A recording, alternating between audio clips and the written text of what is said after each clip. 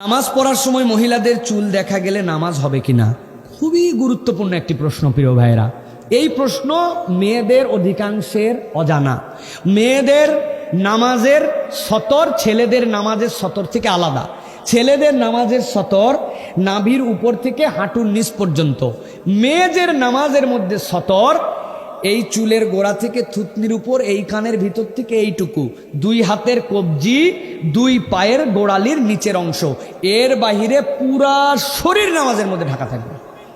কোন একজন মহিলা শাড়ি পরে নামাজে দাঁড়িয়েছেন, রুকুতে গেছে, যাওয়ার পরে হাতটা এইটুকু ফাঁকা হয়েছে। কতটুকু? 4 আঙ্গুল।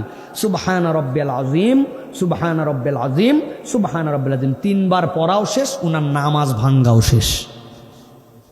সেখানে চুল যদি বেরিয়ে থাকে আপনার নামাজ ভেঙে যাবে, কেননা এটা আপনার শরীরের সাথে সম্পর্কিত অঙ্গ। চুল যদিও মনে করতেছে অঙ্গ নয়, কিন্তু অঙ্গ কিভাবে?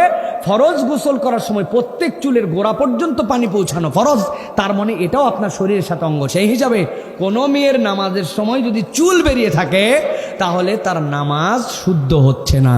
এই জন্য মা বোনেরা, নামাজ শাড়ি পরে হবে না। আপনি চাইলেও আপনি আবৃত করে রাখতে পারেন না। নামাজের জন্য আলাদা একটা ড্রেস বানান, যেইগুলা খিমার, যেইগুলা বড় ম্যাক্সি, যেইটা বড় হিজাব, এখান থেকে বেঁধে নেবেন, পুরা হাত পা সব ঢাকা থাকে, এর ভিতরেই হাত তুলবেন, এর ভিতরেই বুকে বান